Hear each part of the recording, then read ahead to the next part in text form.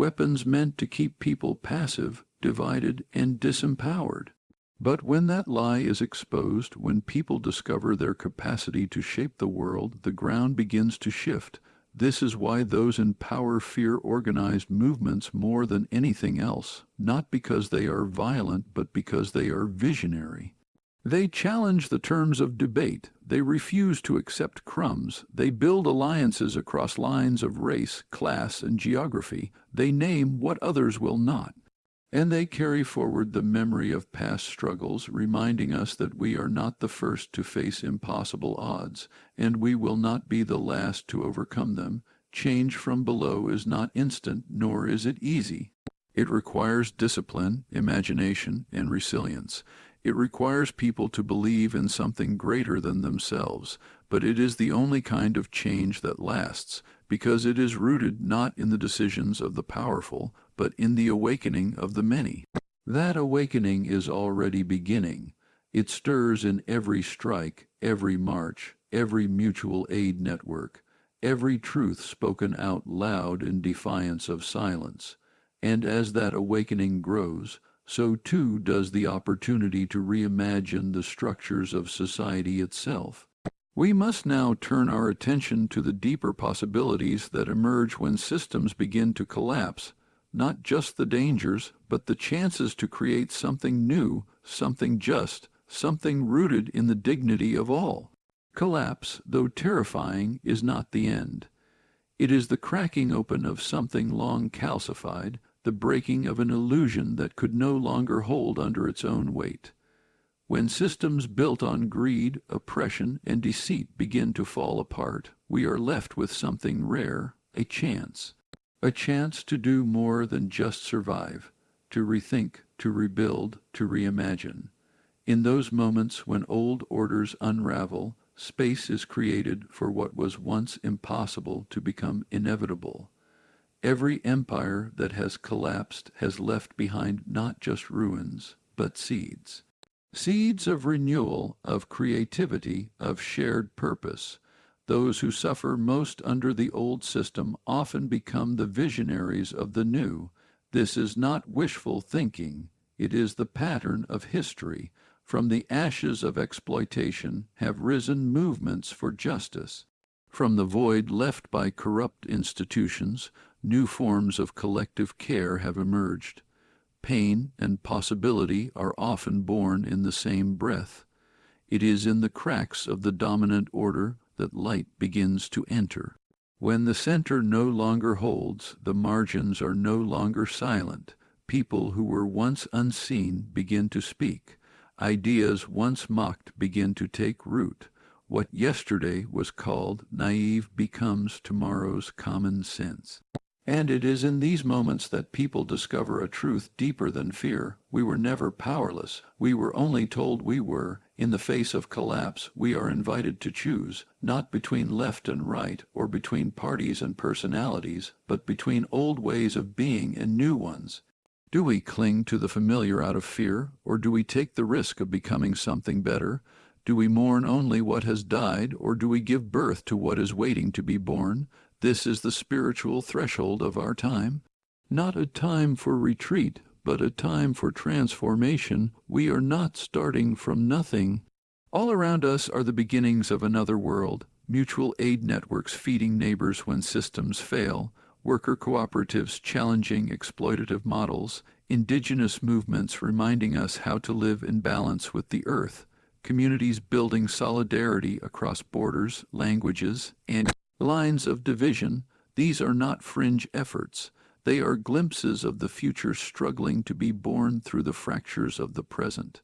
If we are willing to listen, we will hear the voices of the future calling us toward responsibility, humility, and imagination.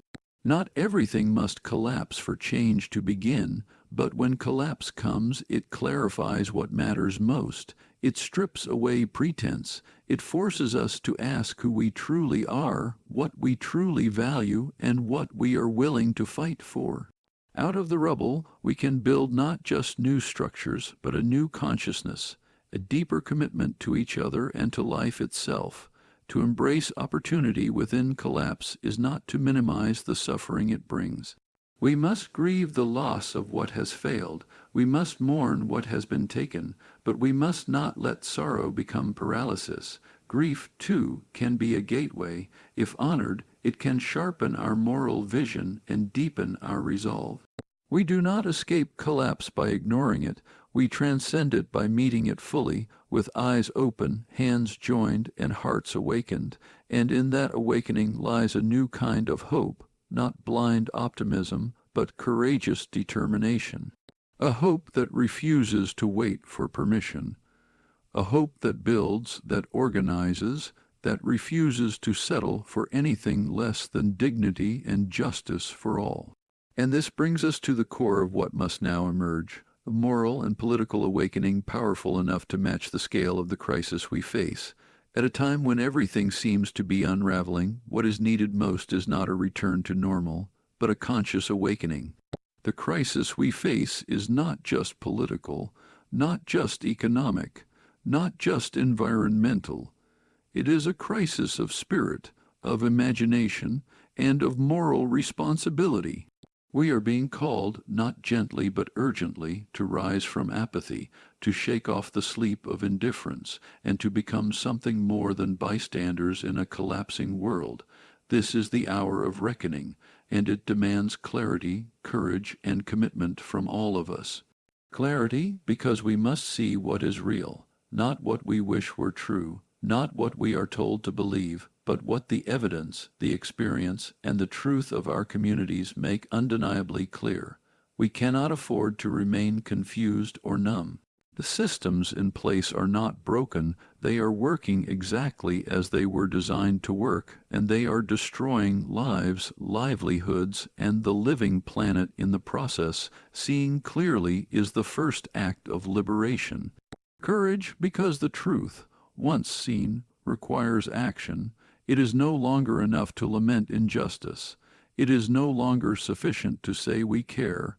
We are being asked to step into discomfort, into uncertainty, into confrontation with forces that do not yield easily.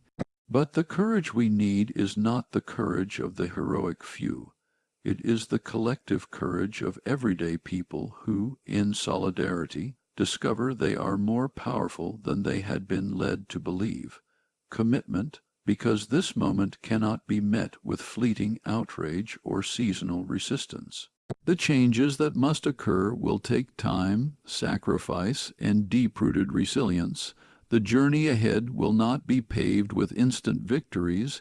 It will require us to show up again and again for each other, for truth, for justice, and for future generations. Commitment means knowing we may not see the full fruits of our labor, but planting the seeds anyway. This awakening is not about ideology. It is not owned by any party or flag. It is about reclaiming what it means to be human in a system that has tried to reduce us to numbers, to consumers, to cogs in a machine. It is about reconnecting to values that transcend profit and power: compassion, interdependence, mutual care, and reverence for life itself. These values are not naive. They are essential if we are to survive what is coming and shape what comes after. We are standing at a precipice. On one side lies the continuation of a path that leads to deeper inequality, ecological collapse, authoritarianism, and despair. On the other side lies a different road, not easier but filled with possibility. It is the road of collective renewal, of people deciding that the future will not be written by elites in boardrooms or war rooms, but by communities, workers, teachers, healers, artists, and visionaries who choose life over profit and justice over convenience. To walk this road requires more than information. It requires transformation. We must move beyond outrage and into organized, conscious resistance. We must move beyond temporary activism and into sustained movement, building. We must move beyond waiting for someone else to lead and recognize that we are the ones we have been waiting for.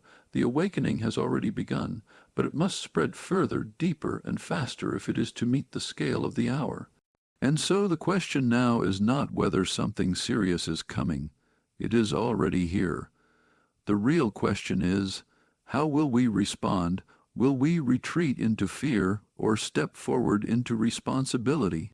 Will we repeat the mistakes of the past, or will we be bold enough to chart a new course, one that leads toward liberation, not just for some, but for all? This question opens the door to what comes next. And let us speak honestly about the economic model we've accepted for far too long, a model that rewards destruction, externalizes costs, and treats the planet as an infinite resource. This model is not broken. It is working exactly as designed. What's broken is our willingness to believe that this is the only way, that we must accept scarcity in the midst of abundance, homelessness in the midst of vacant luxury towers, hunger in a land that throws away food by the ton. The future is not something to be awaited. It is being shaped now in real time by the choices we make or fail to make. The next generation will not inherit a stable democracy or a livable planet unless we earn it for them. And that begins with unlearning the myths we've been taught, that freedom means consumption, that dissent is disloyalty, that inequality is natural. These lies have run their course. The consequences are here. But so, too, is the opportunity, because when systems fail, they also open. Cracks emerge where light can enter. People who were silent begin to speak. Ideas once ridiculed become common sense, and movements long dismissed as fringe become the moral compass of the age. We are in such a moment now, a rupture, a reckoning, a choice. So let us choose not comfort, but conscience, not convenience, but courage, not the shallow victories of partisan tribalism, but the deeper transformation of collective awakening. That is how serious this moment is, and that is how serious we must become in response.